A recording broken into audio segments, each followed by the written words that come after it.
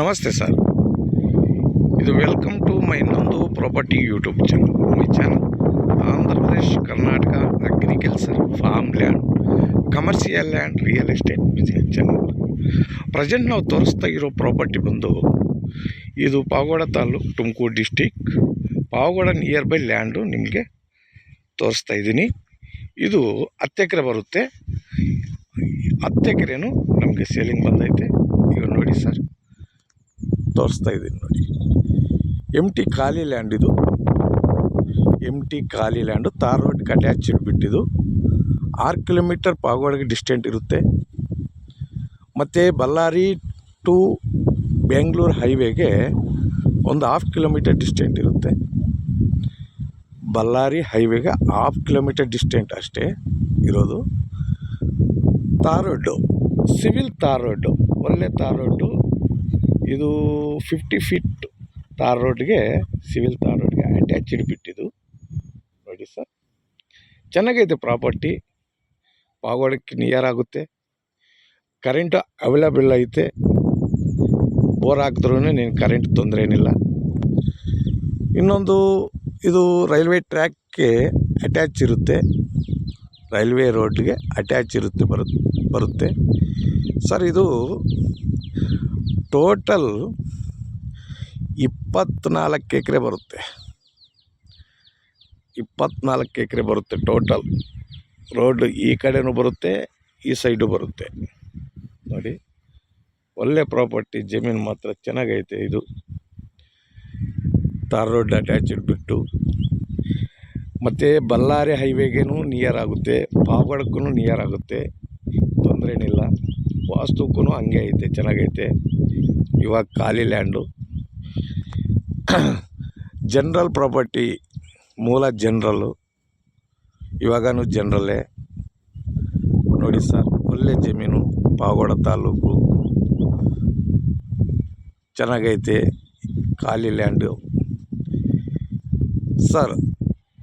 ಇವಾಗ ನಾವು ತೋರಿಸ್ತಾ ಇರೋ ಪ್ರಾಪರ್ಟಿ ನಿಮಗೆ ಏನು ಮಾಡ್ಕೊಂಡ್ರೂ ಯೂಸ್ ಆಗುತ್ತೆ. ಇನ್ವೆಸ್ಟ್ಮೆಂಟ್ ಮಾಡಿದ್ರೂ ನಿಮಗೆ ರೀಸೇಲಿಂಗ್ಗೆ ಚೆನ್ನಾಗಿರುತ್ತೆ.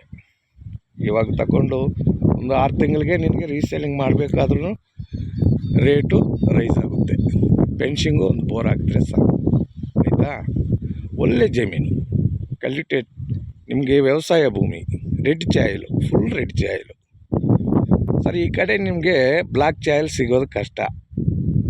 ಎಲ್ಲ ರೆಡ್ ಚಾಯಿಲು, ಜನರಲ್ ಪ್ರಾಪರ್ಟಿ.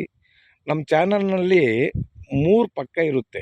ಯಾವುದಂದ್ರು ಜನ್ರಲ್ಲು, ದಾರಿ, ಕಲರು, ಈ 3 ಪಕ್ಕ ಇರುತ್ತೆ. ಪ್ರೈಸ್ ಮಾತ್ರ 1 ಲಕ್ಷ 2 ಲಕ್ಷ ಹೆಚ್ಚು ಕಮ್ಮಿ ಇರುತ್ತೆ. ಯಾಕಂದರೆ ಓನರು ಸ್ವಲ್ಪ ಜಾಸ್ತಿನೇ ರೇಟು ಹೇಳ್ತಾರೆ. ಕೂತ್ಕೊಂಡ್ರೆ ಒಂದು ರೇಟಿಗೆ ಬರ್ತಾರೆ. ಅದಕ್ಕೆ ನೀವು ಟೆನ್ಷನ್ ತಗೋಬೇಡ. ನಾನು ಪ್ರೈಸ್ ಹಾಕಲ್ಲ. ಯಾಕಂದರೆ ಇವಾಗ ಪ್ರೆಸೆಂಟ್ ನಾನು ಒಂದು 20 ಲಕ್ಷ ಅವ್ರು ಹೇಳಿರ್ತಾರೆ. ಇವಾಗ ಪ್ರೆಸೆಂಟು ನೀವು ಬರಲ್ಲ. ಒಂದು 2-3 ತಿಂಗಳಿಗೆ ನೀವು ಇದೇ ಜಮೀನು, ಇದೇ ಲ್ಯಾಂಡನ್ನೇ ಕೇಳ್ತೀರ. ಸರ್ ಅವತ್ತು 20 ಲಕ್ಷ ನೀವು ಮೆನ್ಷನ್ ಮಾಡಿದ್ದೀರಾ, ಇವಾಗ 25 ಲಕ್ಷ ಹೇಳ್ತಾರೆ ಅಂದರೆ ಇವಾಗಿರೋ ರೇಟು ಆವಾಗ ಸೆಲ್ಲರ್ ಕೊಡಲ್ಲ. ಅದು ಪ್ರಾಬ್ಲಮ್ ಆಗುತ್ತೆ ನಮಗೆ.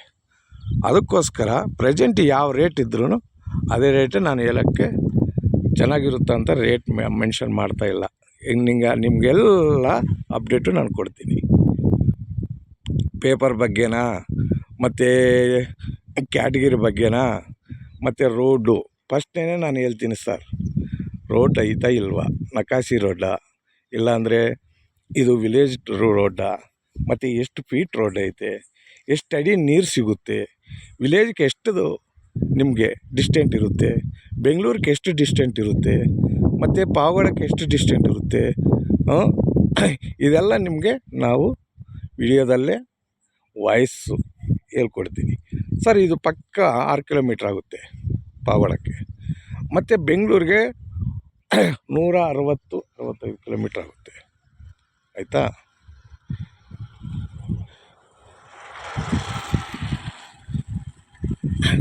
ನೋಡಿ, ಒಳ್ಳೆ ಜಮೀನು.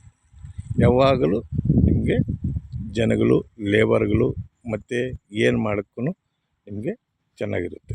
ಆಯಿತಾ ಸರ್? ಒಂದು 300